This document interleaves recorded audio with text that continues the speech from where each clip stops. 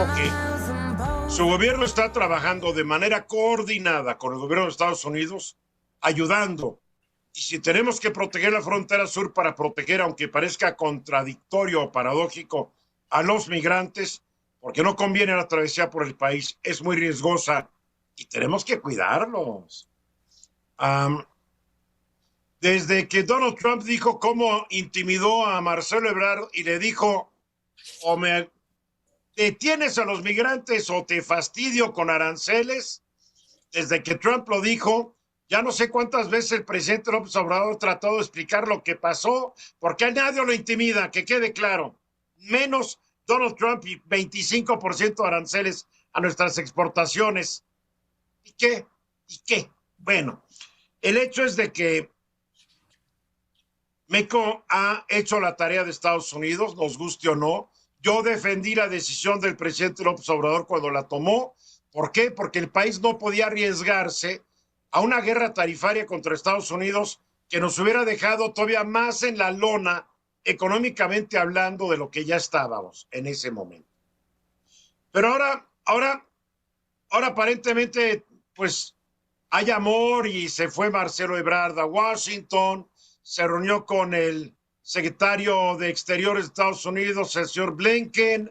Blinken tiene COVID y ahora no sabemos si Marcelo tiene COVID. Bueno, pero eso es otro asunto. A ver, Bernardino, ¿qué pasa con el famoso título 42, que no es ley migratoria?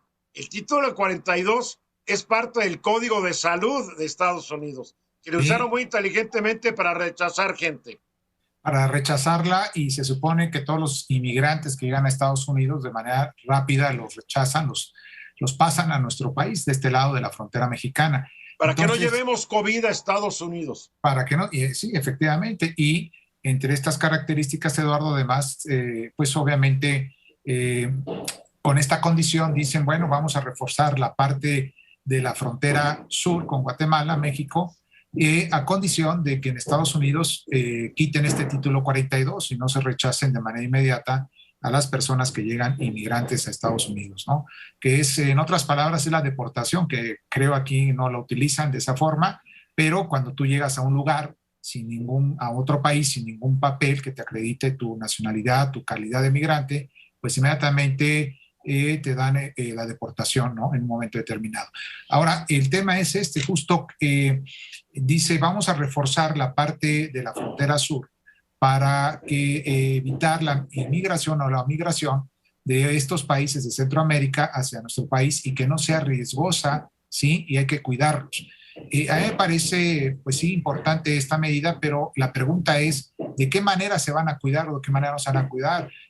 Recordemos que ha habido muchas personas migrantes que han fallecido en nuestro país, desafortunadamente, por muchas razones, Eduardo. Y esto no ha tenido ningún resultado al final del día. No sabemos si realmente la migración que tiene este padecimiento, este fallecimiento en nuestro país, si se le está pagando alguna indemnización, ¿sí? A sus familiares o a quienes identifican de alguna manera a estos migrantes. Eso no lo sabemos, qué es lo que está haciendo en su parte el gobierno, y sobre todo respetando, insisto, lo que son derechos humanos. Eso es fundamental para entender esta nueva política, o bajo qué contexto se va a hacer esta política en nuestro país. A ver, pero ¿no es un derecho humano el libre tránsito? Sin duda, y a migrar a otra calidad, a buscar otra calidad de vida. Entonces, cuando el presidente dice que los vamos a parar porque los queremos cuidar, están atentando contra el derecho de libre tránsito, ¿no?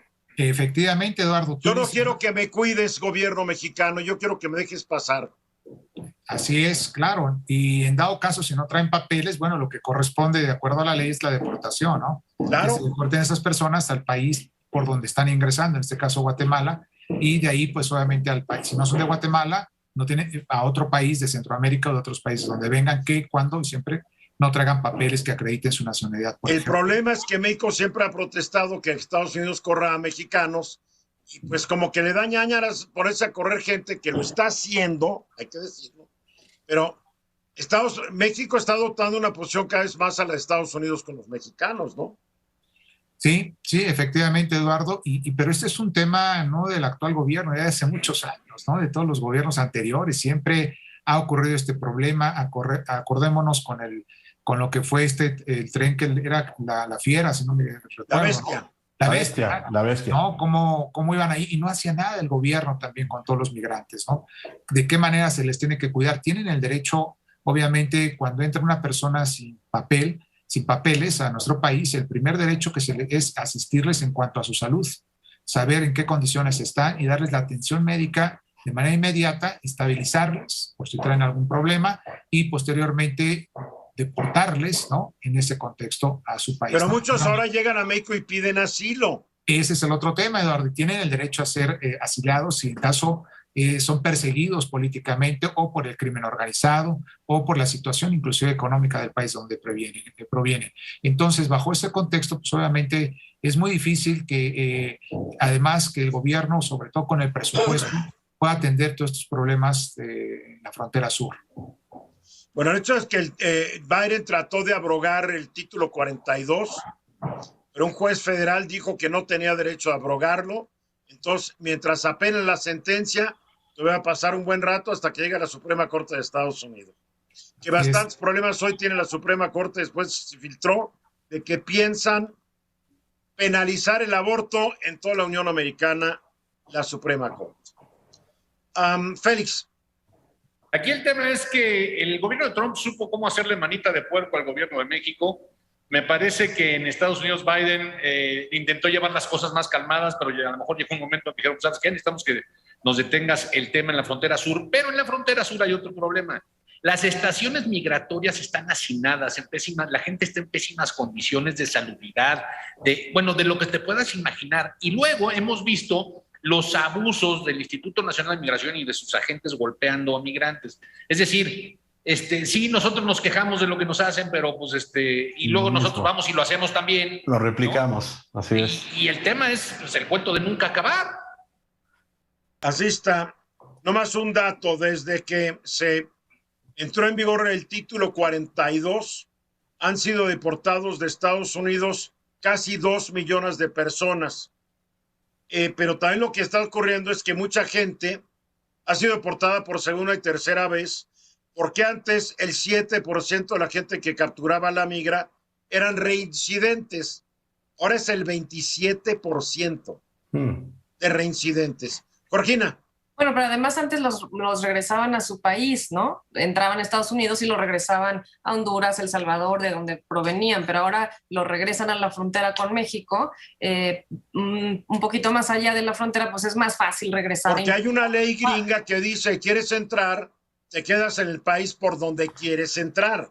Así es.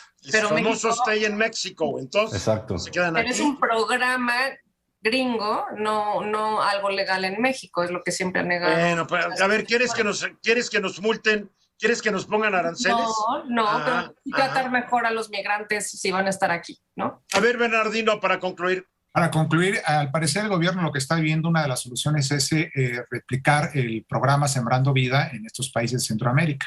Entonces, para que las personas de estos países no vengan con esta calidad a nuestro país y traten de transitar hacia Estados Unidos. Pues se va a complicar más conforme más pobreza haya en Centroamérica y alrededor del mundo. México no le queda de otra. México es el país vecino por Estados Unidos. Es más fácil entrar a México que a Canadá. Y es más fácil tratar de entrar a Estados Unidos desde México que desde Canadá. Canadá está re lejos. Claro. En fin, vamos a los mensajes.